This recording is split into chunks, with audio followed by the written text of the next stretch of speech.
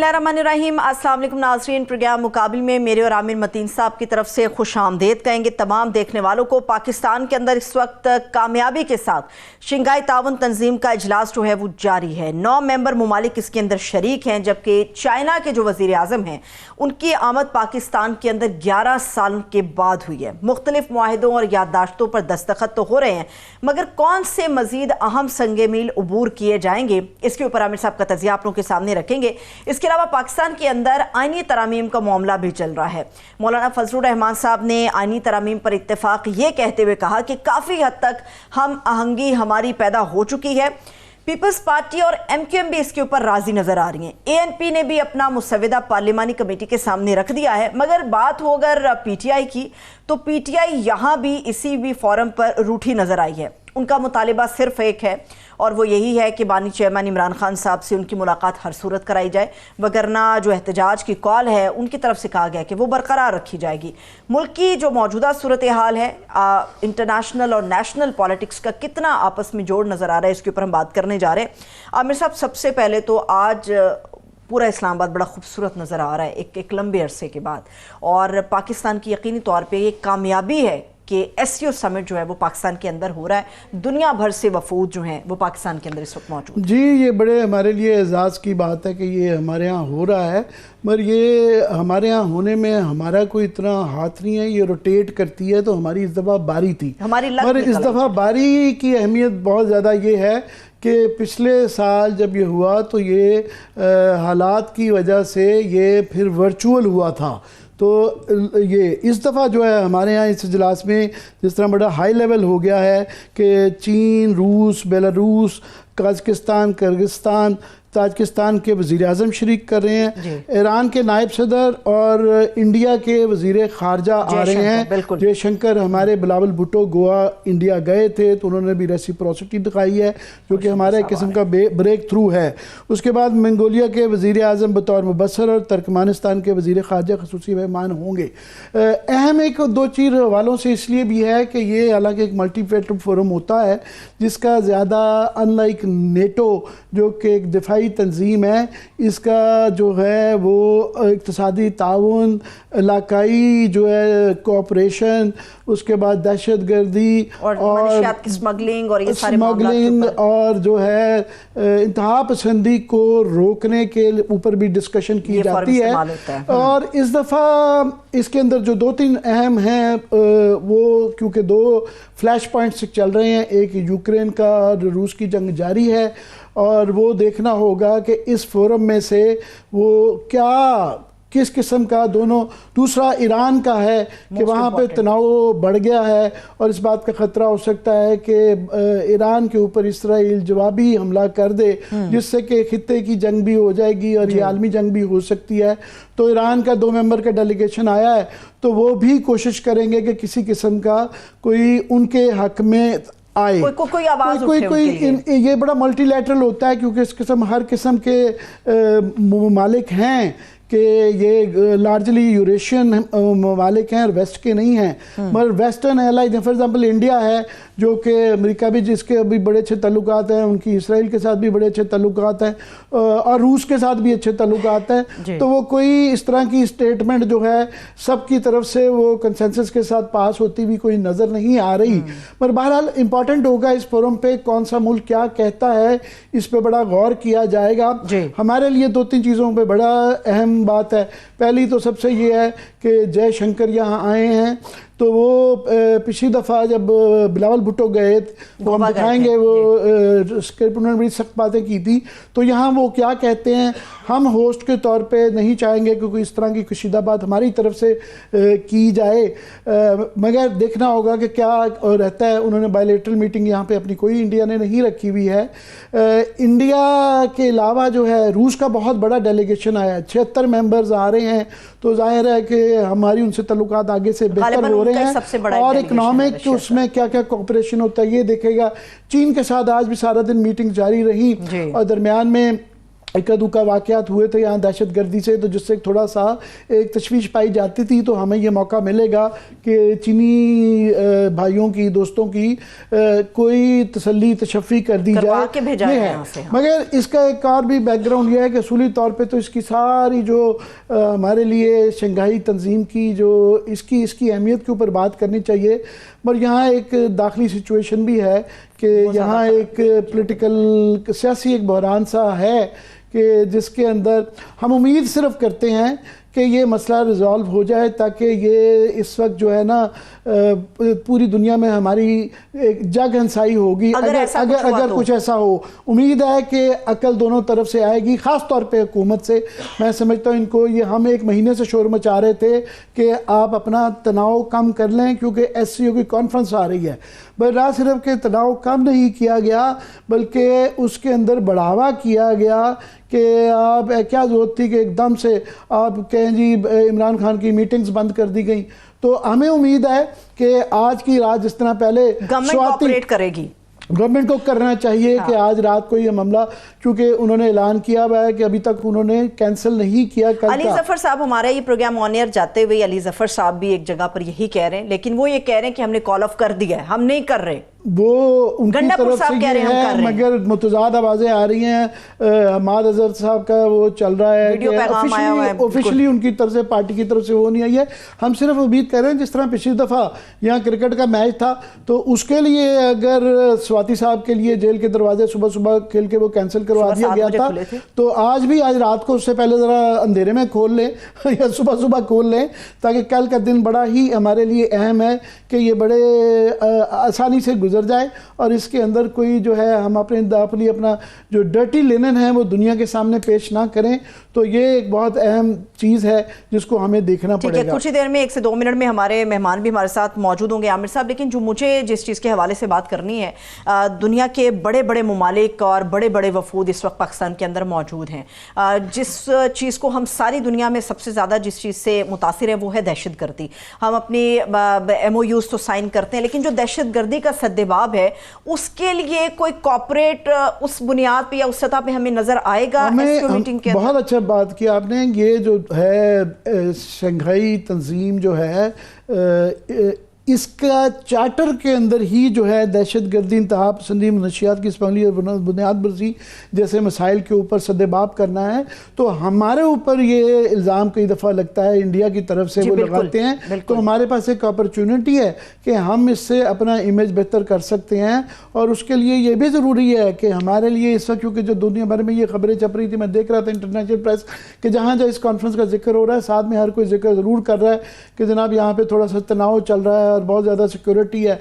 तो कल ये अगर ये मसला दाखिली हम हल कर लेंगे तो हम बेहतर तरीके से, हमारे पास एक यहाँ बहुत बड़ा मौका है कि अपना केस कि जनाब हम बड़े पुरअमन लोग हैं और हम खित्ते में भी अमन चाहते हैं, अपने मुल्क के अंदर भी चाहते हैं, दुनिया भर में चाहते हैं, तो हम ये पैगाम दे सकते हैं। ये इस तरह की ही कॉन्फ्रेंसेस होती हैं। हम तो आमिर साहब उम्मीद ही कर सकते हैं कि कोई थोड़ी देर में चाहे सही मगर ठंडी हवा का झोंका ज़रूर आए। जो शंघाई ताउन तंजीम है उस पर बात करने के लिए, पाकिस्तान की जो दाखिली सूरत है, खासतौर पर जो हमारा पॉलिटिकल पूरा ढांचा तब्दील हो रहा है, उसके ऊपर बात करने के लिए हमारे मौजूद मेहमान भी हमारे साथ मौजूद हैं। सीनियर सहाफ़ी तज़कियाकार जाहिद हुसैन साहब ने हमें ज्वाइन किया।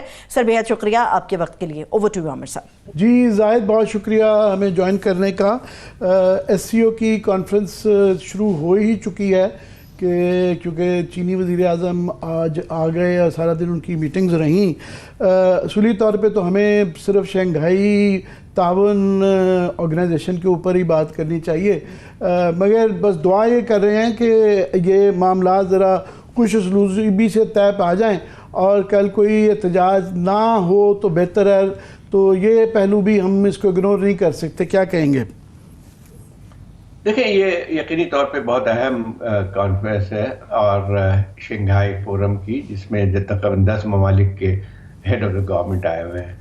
ये हर साल मीटिंग होती है पाकिस्तान में, इसमें पहली दफ़ा हो रही है, तो इसकी अहमियत देखें बढ़ जाती है। एक तो सबसे पहले बात यह है कि एक बहुत बड़ा एक ब्लॉक है जो कि तकरीबन 3 बिलियन की पॉपुलेशन है, जो रिप्रेजेंट करती है इन तमाम ममालिक को। सर मुझे अभी एक छोटा सा ब्रेक लेना है, एक ब्रेक ले लेते हैं। ब्रेक से वापस आएंगे तो जो आमिर साहब ने सवाल आपके सामने रखा है उसके ऊपर आपका तज्जिया शामिल करेंगे। अभी एक वक्त हुआ है छोटी सी ब्रेक का। Stay with us. ब्रेक के बाद एक मरतबा फिर से तमाम देखने वालों को खुश आमदीद कहेंगे। जी, पहले तो ये वस्ती एशिया रूस चीन के दरमियान बामी तावन और सिक्योरिटी की तंजीम बनी थी, मगर बाद में इसके जो चार्टर है उसके अंदर तो वो तमाम वो इश्यूज़ हैं जो कि पाकिस्तान से डायरेक्टली रिलेटेड है। फॉर एग्ज़ाम्पल जिस तरह आपने जिक्र किया दहशत गर्दी, इंतहा पसंदी, मनशियात की स्मगलिंग और बुनियाद परस्ती जो है, ये तमाम इश्यूज़ हैं जो कि डायरेक्टली पाकिस्तान का इन तमाम मुल्कों से ज़्यादा हमारे लिए रेलेवेंट हैं। बिल्कुल सही है। देखें, इसमें अगर देखा जाए तो पाकिस्तान इस खित्ते में उसकी अपनी एक हैसियत है। जियो स्ट्रेटेजिक पोजीशन को देखा जाए तो एक ऐसे पाकिस्तान का जो महल वक़ू है या जोग्राफिकल हैसियत है, वो बिल्कुल एक आप देखें कि आप इन तमाम ममालिक के एक लिहाज सेंटर में आती है। अगर आप देखें, एक तरफ ईरान है, दूसरी तरफ भारत है, तीसरी तरफ चाइना है, फिर रशिया भी है और फिर सेंट्रल एशियन कंट्रीज हैं। तो एक लिहाज से पाकिस्तान का एक जो एक है, इसकी अहमियत खुद भी बढ़ जाती है। और मैं समझता हूँ कि पाकिस्तान के लिए इसलिए भी अहमियत है कि पाकिस्तान की कोशिश अगर ये है कि आप सिर्फ जियो पॉलिटिक्स से हट के जियो इकनॉमिक्स की तरफ भी तवज्जो दें, तो ये इलाका जो है अगर खुल जाता है, अगर तनाज़े कम होते हैं, जैसे अफगानिस्तान की सूरत हाल बेहतर होती है, तो ये खित्ता बहुत तेज़ी से तरक्की कर सकता है और इसका सबसे बड़ा बेनिफिशियरी मैं समझता हूँ कि पाकिस्तान होगा। जी, एक हालांकि ये अभी पूरे यूरेशिया तकरीबन सारा ही इसके अंदर आ जाता है। जिस तरह आपने कहा कि 40% जो है दुनिया की आबादी है, 30% ग्लोबल GDP यहाँ से पैदा होता है। मगर घूम फिर के हमारे लिए ख़ास तौर पे इंडिया पाकिस्तान क्योंकि इसमें हैं, हालांकि इस दफ़ा उन्होंने बड़ा क्लियरली कहा है इंडिया की तरफ से कि कोई बायलैटरल उन्होंने मीटिंग यहाँ नहीं रखी, मगर जयशंकर का, उनके वज़ीर ख़ारजा का यहाँ आना ही एक ब्रेक थ्रू है। काफ़ी अर्से बाद इंडिया का कोई हाई लेवल यहाँ पे नुमाइंदा आ रहा है। मगर जब पिछले साल गोवा में हुआ तो वहाँ पे जयशंकर साहब ने बहुत होस्ट होने के बावजूद मेहमान हम थे वहाँ पे, बिलावल भुट्टो साहब गए, उन्होंने बिलावल भुट्टो के लिए ये कहा कि पाकिस्तान जो है promoter, जस्टिफायर, spokes person of terrorist industry which is a main stay of Pakistan.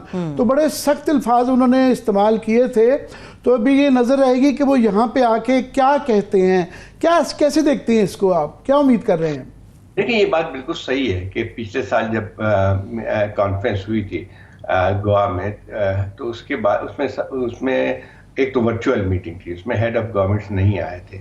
और उस वक्त जो है न सिर्फ आप जयशंकर की बात कर रहे हैं, लेकिन जो प्राइम मिनिस्टर मोदी की जो ओपनिंग रिमार्क्स थे, उसी ने जो है एक बिटरनेस कायम की थी। उन्होंने अपनी तकरीर में चाइना और पाकिस्तान को हदफ बनाया था। हालांकि जो पहले की कॉन्फ्रेंसेस होती थी शंघाई फोरम की, एक ट्रेडिशन मौजूद है कि जो है उस पर बायलैटरल डिस्प्यूट्स जो है डिस्कस नहीं किए जाते, लेकिन पिछले साल उससे हट के, जिसको कहते हैं कि जो रवायत रही है, उससे हट के हिंदुस्तान ने इन तमाम इश्यूज को सामने लेके आई। और मैं समझता हूँ कि उसकी वजह से जो मीटिंग थी वो बगैर किसी मतलब किसी प्रोग्रेस के ख़त्म हुई थी। लेकिन अब ऐसा नहीं लग रहा है मुझे। एक तो सबसे बड़ी बात ये कि वर्चुअल मीटिंग नहीं है, इसमें तकरीबन सारे ममालिक के जो कि भारत को छोड़ के भारत के वज़ीर ख़ारजा आ रहे हैं, लेकिन बाकी तमाम ममालिक को देखें तो उनके आला तरीन जो गवर्नमेंट के अहदेदार हैं वो यहाँ पे आए हैं और इसकी वजह से इसकी अहमियत बहुत बढ़ जाती है। और एक और बात भी, अहमियत पिछले साल के मुकाबले में अगर देखा जाए तो इस खित्ते में देखें बहुत सारी तब्दीलियाँ रूनुमा हुई है। अभी ईरान जो है इसका एक मुल्क ईरान ने पिछले साल ही शमूलियत इख्तियार की थी।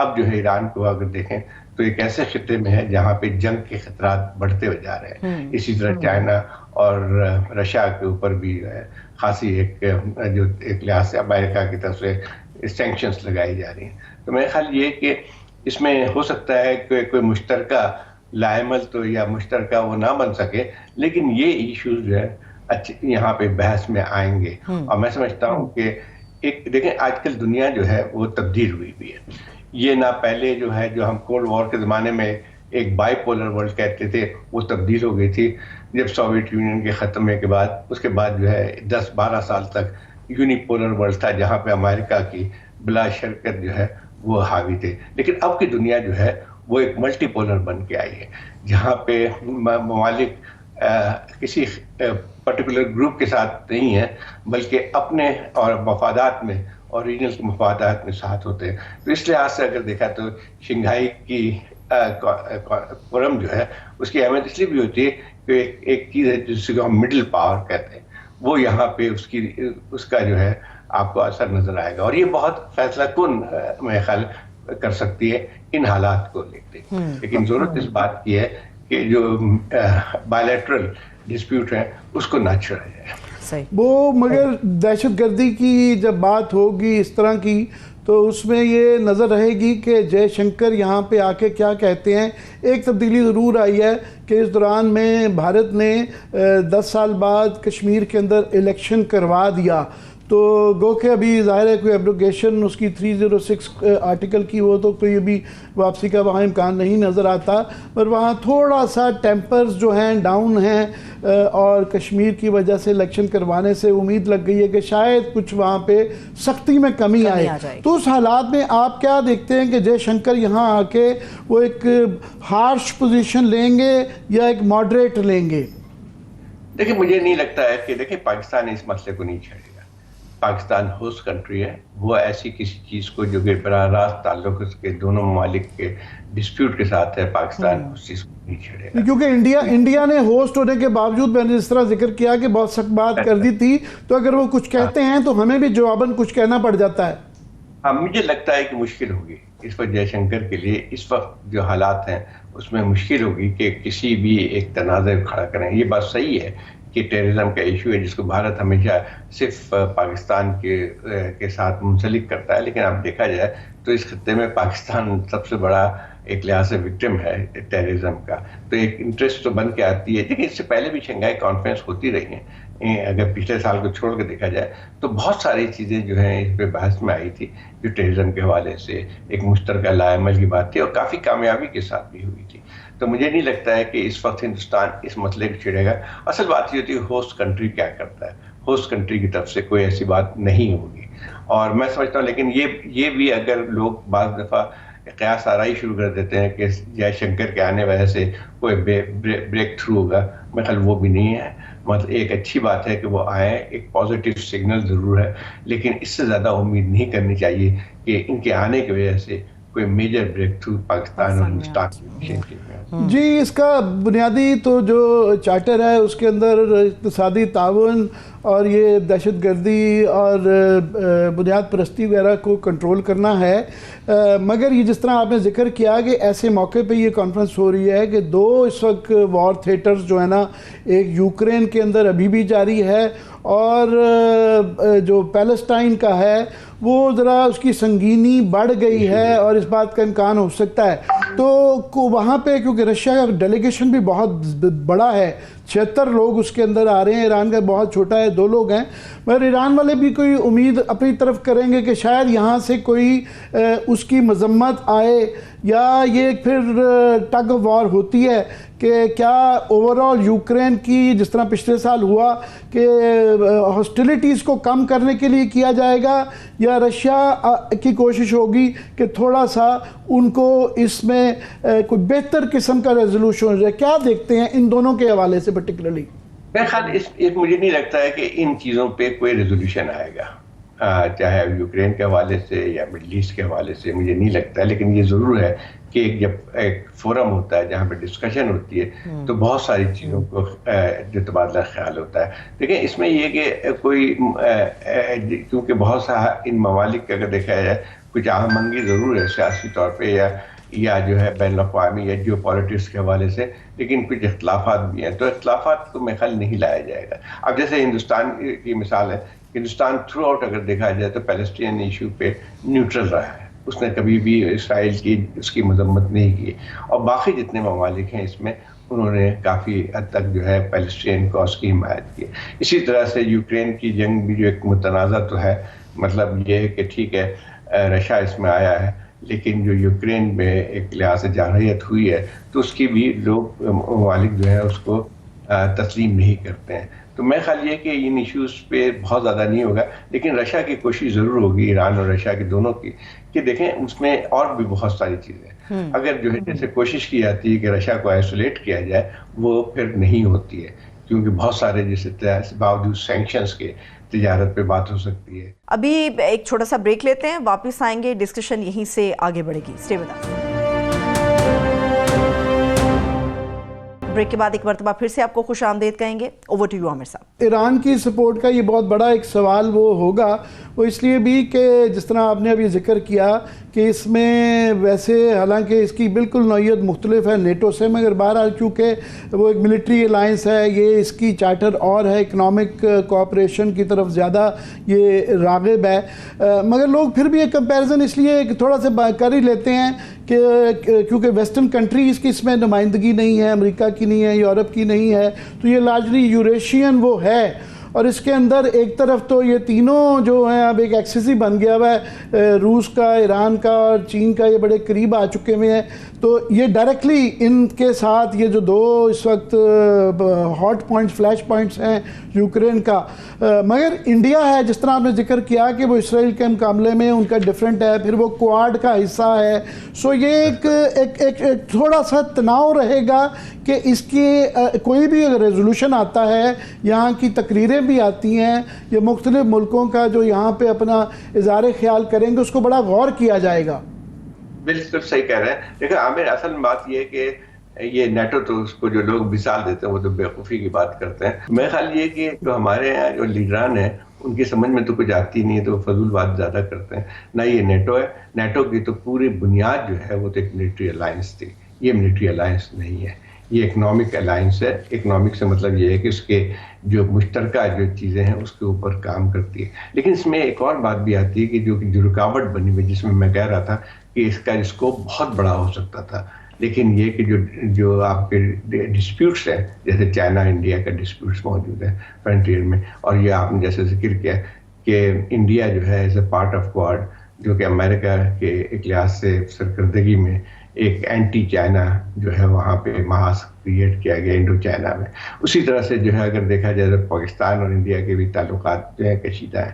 تو یہ تمام چیزیں جو ہیں یہ حائل رہتی ہیں, ورنہ اگر یہ مسائل نہ ہو یا کم ہو یا اس طرح کی کشیدگی نہ ہو تو یہ علاقہ جو اتنا پراسپیرس ہو سکتا ہے, کیونکہ کنیکٹیوٹی اگر ہو جائے اور آپس میں تجارت زیادہ بڑھ جائے تو پھر تو اگر دیکھا جائے تو پھر کوئی اور ایسا بلاک نہیں ہے جس میں اتنی زیادہ ایک پوٹینشیل ہے ترقی کی, لیکن وہ نہیں ہو سکتی ہے فی الحال جو کہ حالات ہیں اس میں.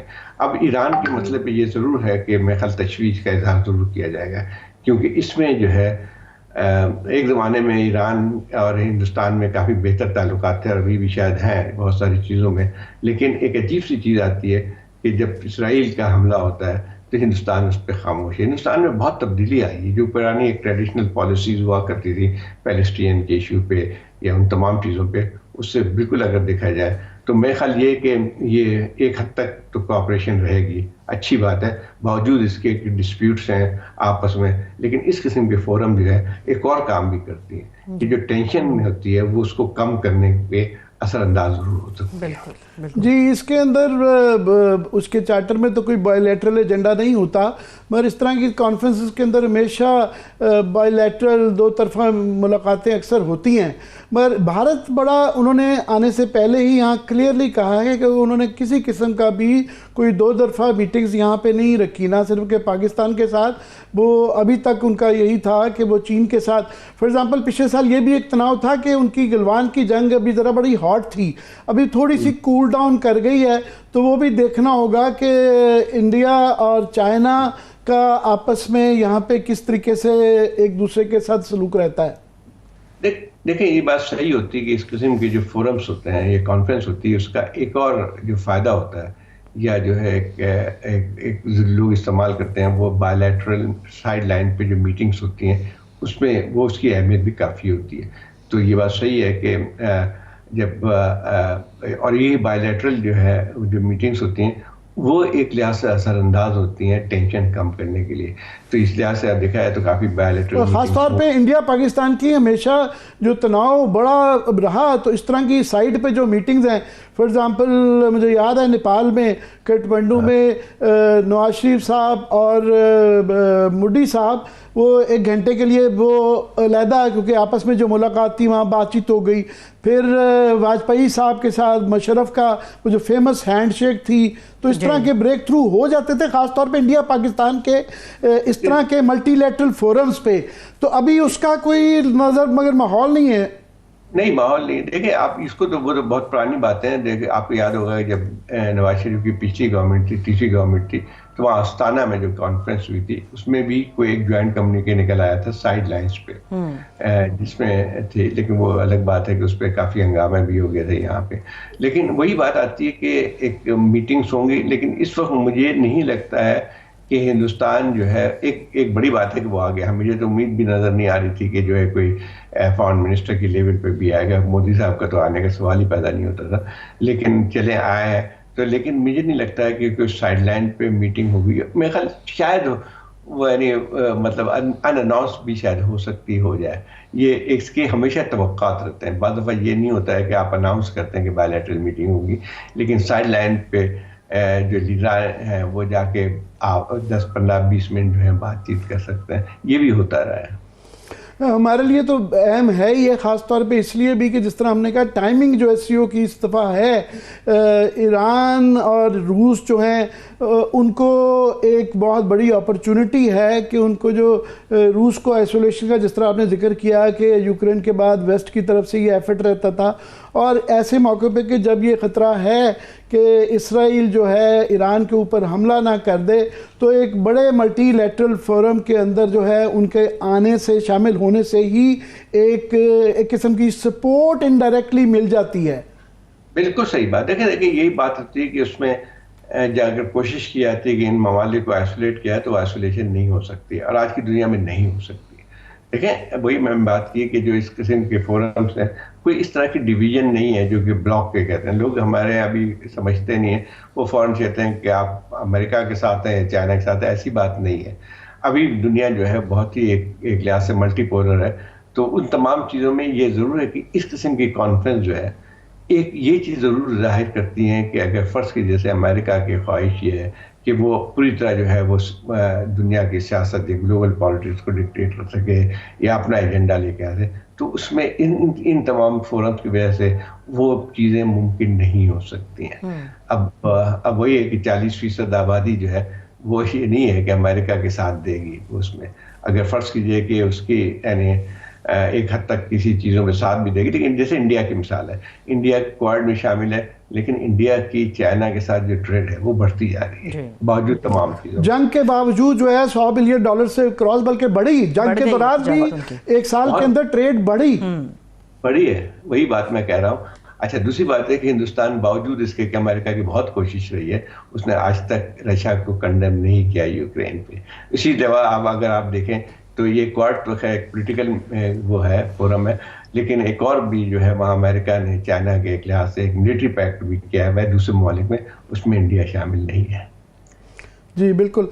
یہ اس پہ ایک پھر داخلی اس پہ بھی بات کریں گے، مگر ایک بڑا اس کے اندر ہمارے لیے خاص طور پہ سب کے لیے اہم یہ ہے کہ جس طرح آپ نے جیو پالیٹکس کی بات کی کہ افغانستان کی جغرافیائی نوعیت اس طرح ہے کہ ایران سے بھی زیادہ سینٹرل جو لوکیشن ہے بیچ میں افغانستان ہے، اور پچھلے سال ان کو مبصر کے طور پہ شامل کر لیا گیا تھا، اور مگر وہاں حالات اس طرح کے ہیں کیونکہ ابھی ان کی حکومت کو طالبان کی کسی نے ایکسیپٹ نہیں کیا، تو وہ ان کے بیچ میں نہ شامل ہونے سے ساری جو موومنٹ ہے سینٹرل ایشیا کی اور ہماری اور باقی سارے خطے کی وہ رک جاتی ہے. بالکل صحیح بات. دیکھیں افغانستان کی ایک کی ہے، ایک برج ہے. اگر آپ دیکھیں کہ جو میں بات کر رہا تھا کنیکٹیوٹی کی، اگر دیکھا جائے جیسے پاکستان کو اگر سینٹرل ایشیا میں رعایت کرنی ہے یا سینٹرل ایشیا کے کنٹریز سے جو ہے آپ یہ گیس پائپ لائن کی بات آتی ہے، یہ تمام چیزیں ہوتی ہیں، تو اس کے لیے سب سے ضروری تھی، پہلے بھی بات آتی تھی کہ افغانستان میں امن ہونا ضروری ہے.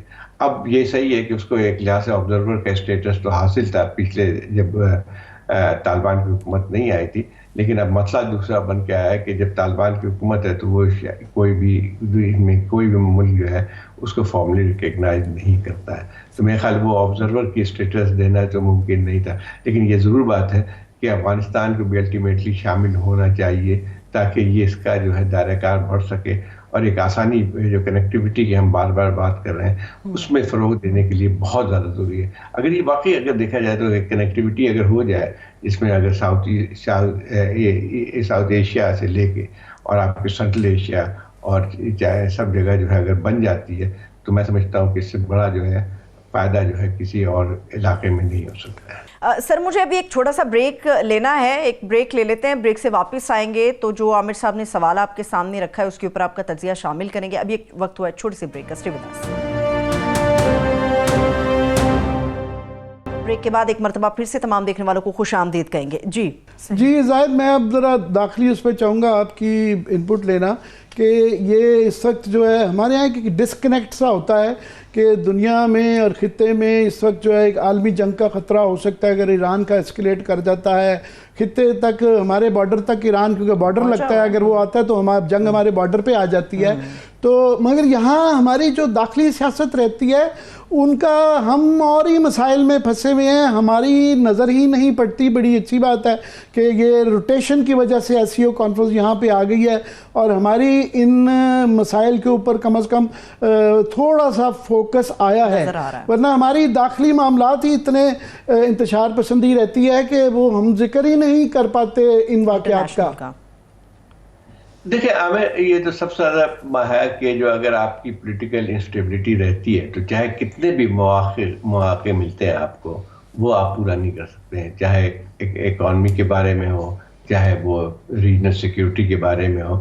تو سب سے زیادہ یہ ہوتی ہے کہ ایک ملک کے اندر جو استحکام ہے وہ بہت ضروری ہوتا ہے، اور ہماری بدقسمتی یہی ہے کہ ہمارے یہاں مطلب ٹھیک ہے ہم کہہ سکتے ہیں کہ پاکستان کو اتنا فائدہ ہوگا، یہ ہوگا، لیکن اگر پولیٹیکلی انسٹیبلٹی رہتی ہے تو جو مواقع آپ کو مل سکتے ہیں وہ بھی نہیں ملیں گے۔ اور میں سمجھتا ہوں کہ یہ چیزیں سمجھنے کی، کیونکہ ابھی بھی دیکھا جائے تو ریٹرک جو ہے وہ جاری ہے کہ جو ہے سیاسی طور پہ کشیدگی کی بھی بات ہے، ایک طرف سے ہڑتال کی بات آتی ہے تو دوسری طرف ایک لحاظ سے تھریٹ کیا جاتا ہے کہ آ کے ذرا دیکھو۔ میں سمجھتا ہوں کہ یہ ہمارے حکمرانوں کو کبھی سمجھ میں نہیں آتی ہے کہ جو ہے ٹیمپریچر اگر وہ ڈاؤن کرتے ہیں تو ان کا بھی فائدہ ہے، ملک کا بھی فائدہ ہے، اور اس کی پوری جو ذمہ داری میں سمجھتا ہوں کہ ٹھیک ہے اپوزیشن پہ بھی آتی ہے، لیکن سب سے زیادہ جو اس کی ذمہ داری آتی ہے وہ حکومت پہ آتی ہے، کیونکہ حکومت کی ہے بہت ساری چیزوں کو جسے فیصلے کرنے پڑتے ہیں۔ اب انہیں چیزوں کو دیکھ لیں کہ اتنا بڑے واقعات ہو رہے ہیں، سب کچھ آپ کو ضرورت کیا تھی کہ ترمیم جو سو کالڈ جوڈیشل ریفارم کی، جس نے اور ڈیوائڈ کر دیا ملک کو، وہ لے کے آ جائے۔ کوئی تک بنتی نہیں ہے اس وقت کہ ان مسائل کو اٹھایا جائے، جتنے کم مسائل اس طرح اٹھائے جائیں گے وہ ملک کے لیے فائدہ مند ہوگا۔ مگر وہ کیا کہیں کہ آپ کو، ہمیں اس کی منطق نہیں سمجھ آتی، بڑے کم لوگ کو ہی آتی، مگر حکومت تلی ہوئی ہے، اور تکلیف دہ بات یہ ہے کہ اس کو لیڈ جو ہے وہ اب بلاول بھٹو صاحب کر رہے ہیں کہ پیپلز پارٹی کی ایک بڑی مزاحمت کی اور جمہوریت کے لیے ایک لڑنے کی ایک تاریخ رہی ہوئی ہے، مگر وہ کنسسٹنٹلی تسلسل کے ساتھ اس کی خوبیاں گنوا رہے ہیں، جو کہ آپ کو اور مجھے وہ خوبیاں اس آئینی عدالت کی یا وہ اس کے مقاصد کی سمجھ نہیں آتی جو وہ سمجھانا چاہتے ہیں۔ پیپلز پارٹی کا جو بھی آپ سیاست سے اختلاف کریں، لیکن ہمیشہ ایک ریزسٹنس کا جو ہے ان کا کلچر رہا ہے۔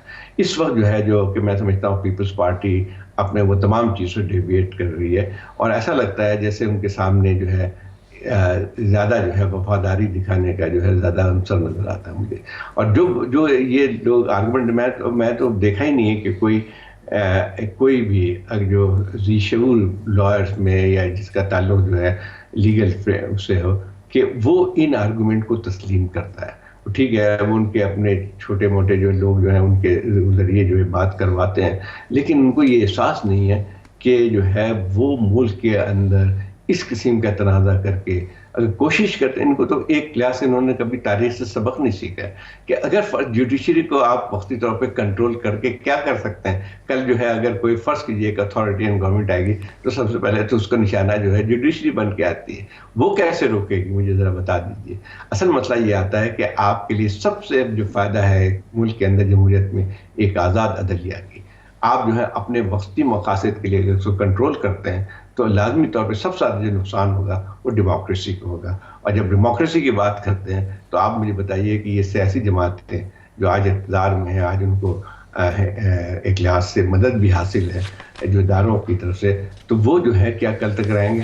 اب یہ اس قسم کی بات کہ ہمارے کبھی بھی کہ ہم اپنا بندہ لے کے آئیں گے، اور اس کا جو نتیجہ وہ اتنی زیادہ ڈویژن ہوئی تو بعد میں جو ہے بے نظیر کو بھی انہوں نے ان کے بھی خلاف فیصلے دیے، اور نواز شریف صاحب سے بھی لڑائی ہوئی باقاعدہ پارلیمنٹ کے اندر جو بے نظیر کی تقریر تھی ان کی بے نظیر صاحبہ کی، وہ بھی تھی میری اچھی تھا یار، اس کے بعد ہماری بات بھی ہوئی تھی. اگر یہ لیا بھی آتے ہیں، ایک جس کا سب سے بڑا نقصان ہوگا وہ خود آپ کے جمہوری اداروں کو پڑے گا، کیونکہ جمہوریت کا نام صرف یہ نہیں ہے کہ آپ نے کسی طرح بائی ہک اینڈ کروک یا ایک مینیپولیٹڈ الیکشن کے ذریعے اقتدار میں آ گئے. اصل چیز یہ ہوتی ہے کہ کیا ڈیموکریٹک انسٹیٹیوشن آئین کے طور پہ کام کر رہے ہیں. 3 پلرس ہوتے ہیں جس کو ہم جمہوریت یہ ہم ملک کے اندر کرتے ہیں ادارہ ہے، اس کا سب اپنے اپنے طور پہ کام ہوتا ہے، جوڈیشری ہے، ایگزیکٹو ہے، پارلیمنٹ ہے. لیکن اس وقت جو ٹکراؤ کی صورتحال کریٹ کی جا رہی ہے، میرا خیال یہ ہے کہ کسی طور پہ بھی کہ کوئی بھی ذی شعور جو ہے اگر چاہے سمجھتا ہے کہ جمہوریت کو آگے بڑھنا چاہیے، تو وہ میرا خیال یہ ہے کہ یہ ساری چیزیں جو ہیں زاہد ابھی تو لگتا ہے پہلے جے یو آئی آڑے آ گئی تھی، ورنہ رات کے 12 بجے یہ اتنی بڑی ترمیم جو ہے یہ ہو چکی تھی، اور ہمیں اخبار کے اندر ہی صبح پڑھنے کو ملنا تھا کہ جناب یہ ہو چکا. مگر آج ان کا مولانا فضل الرحمان، پہلے انہوں نے اس کو مزاحمت ان کی طرف سے آ رہی تھی، مگر آج کا ان کا بیان ہے کہ ہمارے اور حکومت کے درمیان کافی ہم آہنگی آ چکی ہے، جس کی سے لگتا ہے کہ وہ بھی تقریباً پتہ نہیں اب کس کس چیز کے لیے تیار ہوئے ہیں. حالانکہ پہلے ان کا یہ تھا کہ یہ اسمبلی ہی متنازع ہے، اس سے اس طرح کی آئینی ترمیم کروانی ہی نہیں چاہیے. پھر دوسرا یہ کہ اگر وہ بھی مان جائیں تو پھر بھی شاید 2-4 لوگ لوٹے بنوا کے یہ کروانی پڑے گی. اس پہ اگر جے یو آئی اور پیپلز پارٹی بھی ساتھ میں شامل اس گناہ میں ہوتی ہے تو ایک بالکل ڈیفرنٹ سچویشن ہو جاتی ہے. دیکھیں ایک اور بات بھی کہ جو بیان میں ابھی دیکھتا رہتا ہوں، جو ان کے اسپوکس پرسن ہیں جو کہ پہلے بار ایسوسیشن کے رہے تھے کامران مرتضیٰ صاحب، ان کی اگر آپ بات سنیں تو ان کی وہ بہت ہی لاجیکل بات کرتے ہیں. اس میں صاف صاف بات آتی ہے کہ جو ہے ان کا بھی آرگومنٹ وہی ہے کانسٹیٹیوشنل جو کورٹ کے بارے میں اور جو ہے ہمارے بار ایسوسیشن کے لوگوں کی ہے کہ جو ہے اس کو الگ بنانے کی ضرورت کیا ہے. اور جو یہ آرگومنٹ دیا جاتا ہے کہ جو ہے سارے کیس وہ کرتے ہیں وہ بھی غلط ہے. تو مسئلہ یہ ہے کہ دنیا بھر میں ہوتا ہے کہ کانسٹیٹیوشنل بینچ ہو جاتی ہے، ایک سیپریٹ سی بینچ ہو جاتی ہے with in the supreme court. اور میرا خیال یہ ہے کہ مولانا صاحب بھی یہی بات کر رہے تھے. اب دیکھنا یہ ہے کہ بلاول صاحب تو ایسا لگتا ہے کہ آر یا پار والی بات کر رہے ہیں. بلاول صاحب کو کیا لالی پاپ کیا دیا ہے؟ کچھ نہ کچھ سیاسی لوگ ہیں، بہرحال کچھ نہ کچھ تو بتایا ہوگا کہ آپ کو کیا یہ سنتے ہیں کہ جی ان کو پرائم منسٹر بنا دیا جائے گا، کیا آپ سمجھتے ہیں؟ اور آلریڈی ان کا اسٹیک بہت زیادہ ہے نا، پریزیڈنٹ بن گئے زرداری صاحب. اب مسئلہ یہ نہیں لگ رہا ہے کہ مجھے نہیں لگتا کہ وزیر اعظم بنایا جائے گا ان کو. مسئلہ یہ نہیں ہے، مسئلہ یہ کہ ایک ان کا پورا سسٹم پہ ایک اسٹیک بن کے آیا جو کہ اسٹیبلشمنٹ کے سہارے پہ کھڑا ہوا ہے، چاہے وہ پیپلز پارٹی ہو چاہے وہ پی ایم ایل این ہو، سب کا اسٹیک اس سسٹم کے ساتھ ہے اور وہی کریں گے جو کہ ان سے کہا جائے گا. نہیں وہ تو سمجھ آتی ہے کہ ان کا سسٹم کے ساتھ سٹیکس ہیں اس لیے بچا رہے ہیں، مگر جتنا وہ اس کی سرکردگی کر رہے ہیں کہ لیڈ کر رہے ہیں اور پرو ایکٹیو رول جو ان کا ہے، نون لیگ میں سے کچھ پیچھے سے بیک بینچرز کی ہلکی ملکی آواز آ جاتی ہے، وہ تھوڑا سا پیچھے نظر آتے ہیں. آگے تو پیپلز پارٹی ہے. عامر اگر صحیح معنی میں دیکھا نا، میں آپ کو پتا ہے ہم لوگ سب کے دوستی بھی ہے، اور جب پرائیویٹلی بات کرتے ہیں میرے بہت سارے جو ہے پیپلز پارٹی کے ایم این اے وہ اتنے زیادہ کرٹیکل ہیں ان سب بات کے اور ان کو سمجھ میں نہیں آتی ہے. اگر فرض کیجئے ان کو ضمیر کی آواز میں واقعی ضمیر کی آواز جاتی ہے تو ان کا کبھی بھی یہ پاس نہیں کرا سکتے ہیں. خود میں تقریباً آپ کو 10 لوگوں سے ملا ہوں پی ایم ایل این کے، اینڈ وہ ان کا کہنا یہ تھا کہ جب یہ مولانا فضل الرحمان نے ناکام بنا دیا اس رات کو ووٹ کا تو ہم میں سب نے خوشی منائی. اب مسئلہ یہ آتا ہے کہ ذرا بلاول صاحب اپنی پارٹی سے بھی ذرا پوچھ لیں تو ان کو پتہ چل جائے گا کہ کیا اس کے بارے میں کیا رہے ہیں. بالکل وہ آپ کے اور ہمارے آپ نے ذکر کر دیا کامن دوستوں کا، ظاہر ہے ہماری بھی ایک زندگی کا حصہ جمہوریت کے لیے پیپلز پارٹی کے اس دور میں جو ہے ساتھ ساتھ چلنے کا رہا ہے. تو اب اگر کئی دفعہ ذکر انسان کر دے ان کا کہ جناب یہ دیکھیں اتنے قداور لوگ تھے، ان کی کیا ماضی رہا ہے اور یہ کیا کر رہے ہیں، پھر وہ گلے شکوے بن جاتے ہیں، پھر وہ میسیجز بھیجتے ہیں کہ بہت افسوس ہوا کہ آپ نے میرے متعلق یہ کہا. دیکھیں ایک اور بات میں بتاؤں آپ سے کہ کمال ہے یہ پیپلز پارٹی کا کلچر نہ دیکھیں.